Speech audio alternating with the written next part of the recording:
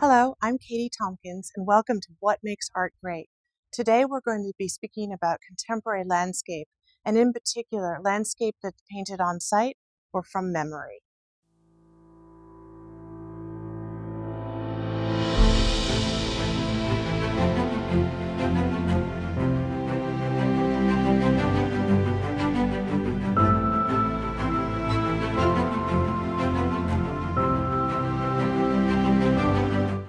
One of the things that's very interesting for artists is to paint outside in nature.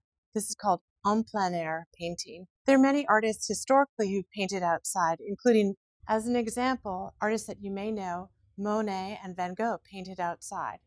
The interest in plein air painting even continues today. For example, artists such as David Hockney has gone outside of his studio and into the woods and fields of England to paint magnificent plein air paintings. So many artists really love going outside and painting on plein air. And I believe the reason is they're getting a lot of information from nature directly, so that they're sitting outside on a hill or by the ocean and they're interpreting the landscape. It's not necessarily painting exactly what's there, but it's the evocative feeling of the seashore or the hills or the rocks that they're looking at, and how they interpret nature is really up to each individual artist. But what each individual artist produces will always be unique to them. A wonderful example of a contemporary artist using plein air as her main body of work for oil painting and watercolors is Nancy Freezey. She gets invited to nature preserves and arboretums to paint because people really want to remember how these landscapes look, and her interpretation is unlike anyone else's. In many ways, she's interpreting the landscape, the emotive feeling that nature is presenting to her, which she's taking in and then producing an absolutely fabulous work of art. Collectors in museums love Nancy Freezey's work because it's such a unique interpretation. It's so joyful and intensely colored. It's a tangible object, a painting, and this is how we're going to remember these magnificent landscapes through the eyes of a visual artist.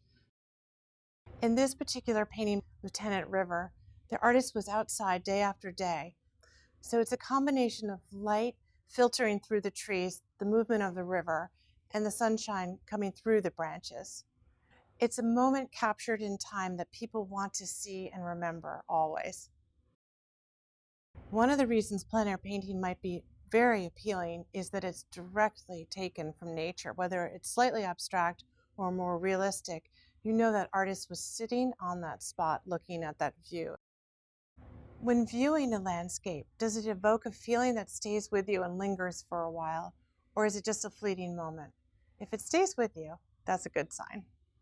While there are many advantages to be painting outside and get the power directly from nature, it's always going to be an interpretation of each individual artist. Many artists can gain the same power and beauty of nature just from their memory.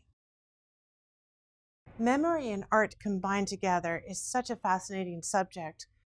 Think about important events in your life and where you've been during those events, and it may include some beautiful landscapes. Excellent artists can take that same memory and turn it into a beautiful work of art. A wonderful example of an artist painting from memory is Thomas Sigouris, whose work you can see here at the Pierre Hotel in New York. In this series called Remembered Landscapes, Sgouros focuses on the magnificence of the sky and the land coming together with these awesome colors, tertiary colors actually, of grays, mauves, yellows, and greens. In Thomas Sigouris' early career, he was an illustrator. In fact, he was head of the department at the Rhode Island School of Design. He made beautiful still lifes with things in his studio and also more articulated landscapes. However, in 1990, he was diagnosed with macular degeneration, which forced him really to change the way he was going to make his art. And many famous artists have dealt with macular degeneration and have taught themselves how to reimagine their work. And in this case, Thomas Sigouris went from still life painting to these very magnificent landscapes that were really landscapes of his mind. So as you may or may not know, macular degeneration is a deterioration of your eyesight, which is very critical, obviously, for an artist. This disease came on very quickly for Thomas Sigouris, and he actually told me that it was either jump in the river or relearn how to make his art. This is an earlier version of Thomas Sigouris' work from the Remembered Landscapes series. And as you can see, there's a bit more detail in the grass, the sea, and that beautiful yellow sun popping through the bright blue sky. Here we are in New York City on Broadway and Columbus Circle. One would think of landscapes as being very traditional in a frame, very large, big photograph that one would put on their wall or hang in a museum. But here we have a contemporary artist, Patrick Jacobs. This piece, entitled Dandelion Cluster Number 3 from 2011, is only 2.5 inches wide.